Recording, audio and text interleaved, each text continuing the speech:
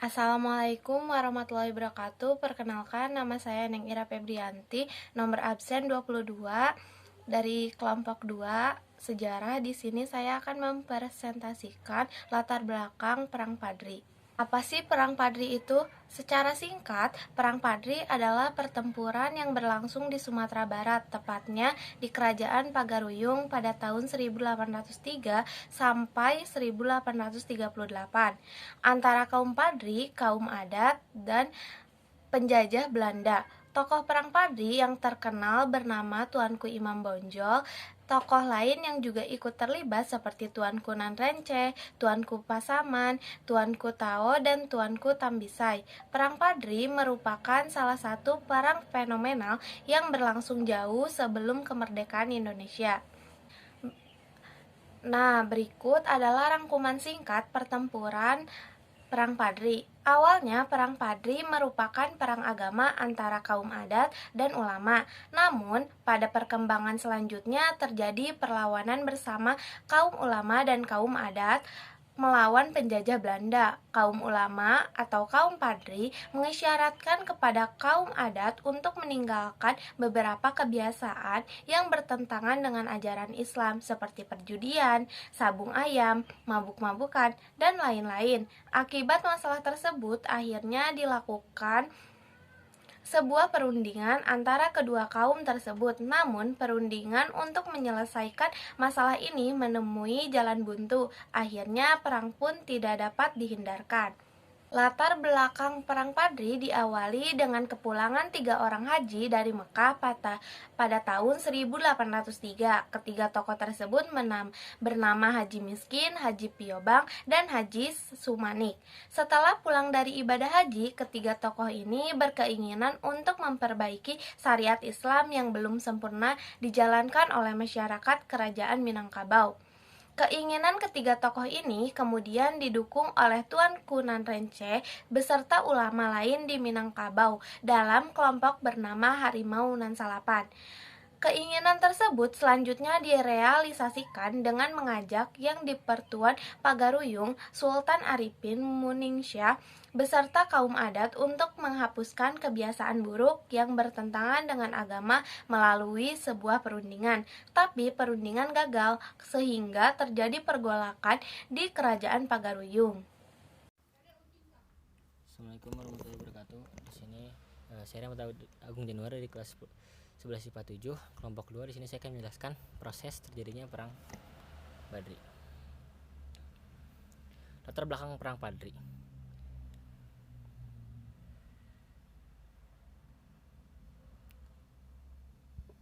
Proses latar belakang Perang Padri.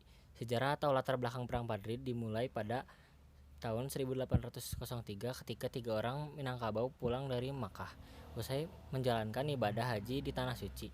Mereka dikenal dengan nama Haji Miskin, Haji Sumarnik, dan Haji Piobang. Tulisan Azumardi Azra dalam The Origins of Islamic Reformism in Southeast Asia Network of Malay Indonesian and Middle Eastern Ulama in the 17th and 18th centuries 2004 menyebutkan ketiga haji ini awalnya berniat memperbaiki syariat Islam di Minangkabau yang belum sepenuhnya dijalankan.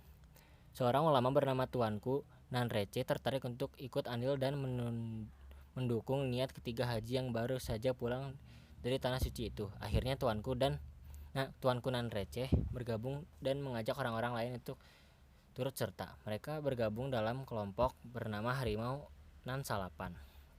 Harimau Nan Salapan meminta pemimpin Kesultanan Pagaruyung Sultan Arifin Muningsyah dan kerabat kerajaan bernama Tuanku Lintau untuk bergabung dan meninggalkan kebiasaan adat yang tidak sesuai dengan syariat Islam. Yang di-Pertuan Pagaruyung tampaknya kurang sepakat. Sultan Arifin Muningsyah masih tidak ingin meninggalkan tradisi atau kebiasaan yang telah dijalankan secara adat sejak dulu. Dikutip dari artikel dalam portal resmi Kabupaten Agam, Sumatera Barat, ada beberapa kebiasaan yang tidak sesuai dengan ajaran Islam seperti sabung ayam, judi, serta minum-minuman keras, padahal masyarakat adat saat itu sudah banyak yang memeluk agama Islam.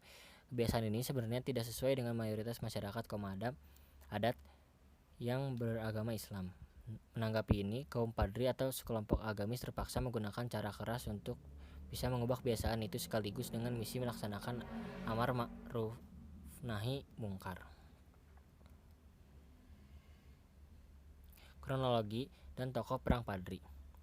Peperangan atau sadara di ranah Minang pun terelakkan. Pada 1803, seorang tokoh ulama bernama Tuanku Pasaman memimpin serangan kaum padri ke kerajaan Pagaruyang. Perang ini menyebabkan Sultan Arifin Muningsih melarikan diri dari istana. Tahun 1815, golongan padri yang digalang Harimau Nan Salapan berhasil menyudutkan kaum adat. Beberapa tokoh terkemuka dari Harimau Nan Salapan diantaranya adalah Tuanku Nan Receh, Tuanku Pasaman, Tuanku Rao, Tuanku Tambusai, Tuanku Lintau, Tuanku Mansiangan, Tuanku Pandai Sikek, dan Tuanku Berumun. Lantaran semakin terdesak, orang-orang dari golongan adat kemudian meminta bantuan kepada pemerintah kolonial Hindia Belanda yang saat itu menjajah wilayah Nusantara, termasuk Minangkabau. Tanggal 4 Maret 1822, pasukan dari Hindia Belanda yang dipimpin Letnan Kolonel Raff berhasil mengusir kaum padri dari kerajaan Pagaruyung di Batu Sangkar. Raff membangun benteng pertahanan yang bernama Fort van der Capellen.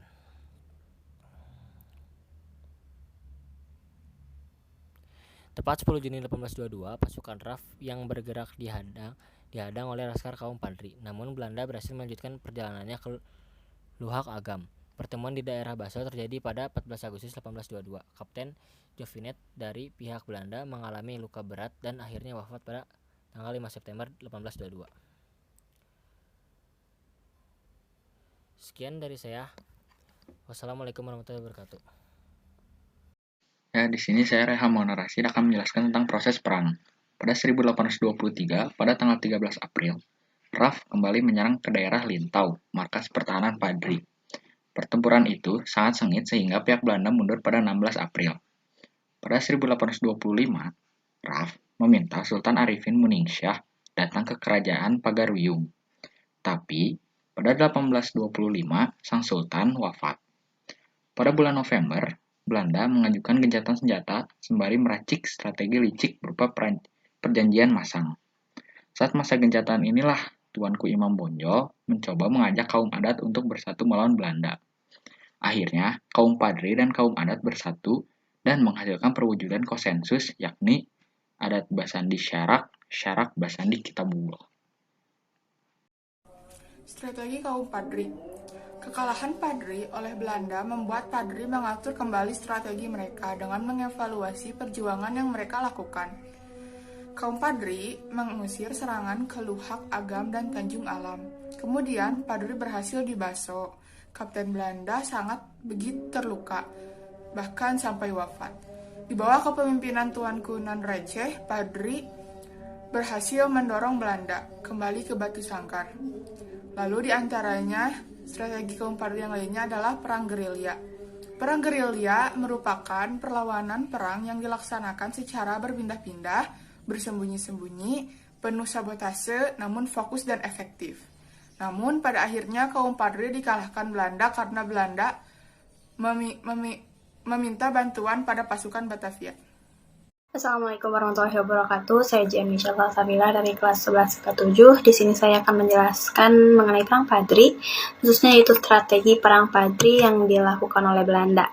Yang pertama itu ada strategi gencatan senjata, lalu penguasaan titik vital, juga penyerangan Imam Bonjol.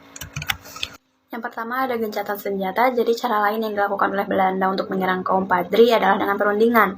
Dikarenakan kerepotan menghadapi kaum Padri yang sangat kuat, serta telah mengeluarkan dana yang sangat besar untuk menghadapi perang di Eropa, serta dalam melawan Diponegoro, maka Belanda mengajak Tuanku Imam Bonjol untuk melakukan perjanjian yang diberi nama Perjanjian Masang. Selama gencatan senjata dilakukan, kubu Padri mulai memulihkan pasukan serta merangkul kaum adat dengan dipimpin oleh Tuanku Imam Bonjol, hingga akhirnya lahirlah konsensus bersama untuk menegakkan agama Islam serta Al-Quran di Minangkabau. Lalu yang kedua ada penyerangan titik vital. Jadi setelah gencatan senjata berakhir, maka Belanda mulai berperang lagi. Kali ini dipimpin oleh Letkol Elout. Belanda tentu saja lebih siap ketimbang sebelumnya. Hal ini dikarenakan senjata telah siap kembali. Selain itu, perang dengan Diponegoro pun telah berakhir. Akhirnya Belanda melanggar perjanjian dan mulai menyerang Lintau dan Pindai-Sikek. Wilayah ini menghasilkan senjata api serta mesiu. Lantas dibangun juga Fort de Kock di Bukit Tinggi. Selanjutnya Belanda berhasil menaklukkan Luhak tanah datar di tahun 1831. Letkol Elout sendiri mendapatkan bantuan dari Sento Prawirodirjo. Ia sendiri merupakan panglima Diponegoro yang membelot yang lebih berpihak pada Hindia Belanda, akan tetapi tingkah beliau di Lintau terlihat mencurigakan. Karena sebenarnya ia memihak pada kaum Padri. Akhirnya laki-laki ini dibuang di Bengkulu serta menghembuskan napas terakhirnya di tanah itu. Belanda pun menyerang lagi dan kini dibantu oleh Letkol Vereulen. Jumlah infanteri yang datang pun cukup besar. Dan akhirnya menyerang Lukah Agam dan Kamang serta Luhak Limo Puluah. Kaum Padri akhirnya kalah dan hancur sehingga mereka mundur ke daerah Bonjol. Sementara di Padang Mantinggi, kaum Padri menyerang pertahanan Belanda sehingga membuat kompeni kewalahan.